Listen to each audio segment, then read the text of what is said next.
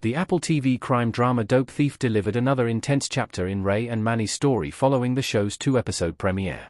In Dope Thief Episode 3, Run, Die, or Replace, Ray continues his search for Manny as the drug cartel closes in on them and their loved ones. As the truth about Ray and Manny's criminal activities comes to light, they begin to see what little options they have left after everything that's happened at this point in 2025's Dope Thief. Despite only being on its 3rd episode, the Apple TV Plus series has already packed a number of exciting developments into Manny and Ray's story. Their efforts to make quick cash in the series premiere ended in a disaster, and the pair have since found their lives beset with even more complications. Episode 3 picked up where the previous episode left off, with Manny off in hiding. This allows much of the outing to focus on Ray, who continues to suffer the consequences of his and Manny's actions. 5. Why Manny was hiding at Teresa's house. Ray spent most of Dope Thief Episode 2 searching for Manny as they tried to escape from the cartel, only to suspect that he had split town by the 3rd episode. However, once Teresa returns home from Atlantic City early, Ray finds Manny hiding behind some hanging clothes in his attic bedroom. It turns out that Manny had a massive argument with Sherry after telling her to leave her house. He then saw the bikers waiting for him at his apartment and hid on a train. As Manny found himself on his way to the airport, he wondered if this was a sign that he should go back to Brazil and find his sister. But having realized he couldn't get through the TSA, Manny broke into Teresa's house to hide.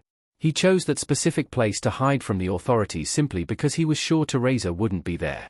4. Why Ray's father was stabbed in prison. Bart was used as bait to get to Ray. Ving Rhames in Dope Thief. After Malik, the gun store clerk, reluctantly tells the bikers about Ray and his father, Bart, the cartel has the latter stabbed in prison.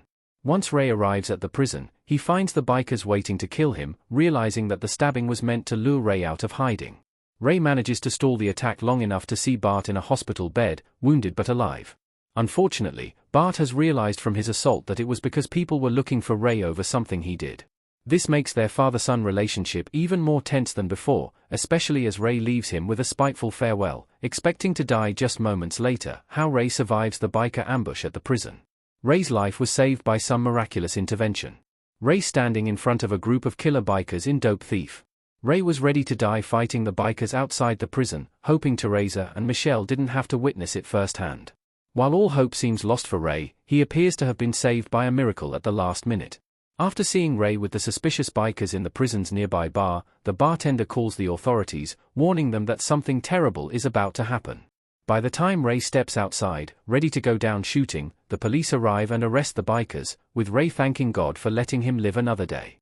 However, now that the authorities have captured these bikers, the DEA will have plenty more leads in their investigation into the cartel and Ray and Manny's botched robbery. 2. Manny's proposal to Sherry explained. Ray gives Manny and Sherry a surprise in Dope Thief. Manny sitting on his knees in Dope Thief.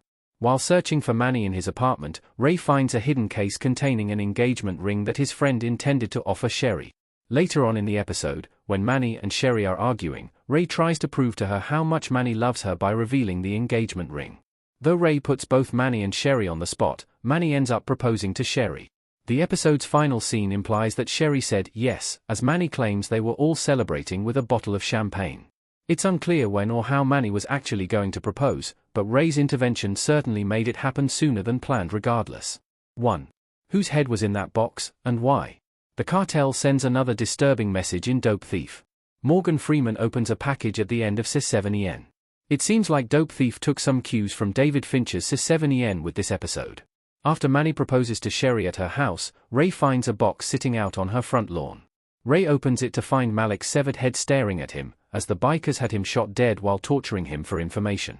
Ray also finds a note demanding that he return what he and Manny stole from them, or else more deaths will come. This unwanted package ends the episode on a disturbing note, no pun intended, that sours Manny and Sherry's engagement celebration. This head in a box is clearly another message from the cartel meant to scare Ray and Manny, showing once more what kind of threat they are dealing with. Also, the fact the bikers know where Sherry is now proves that her life is in danger.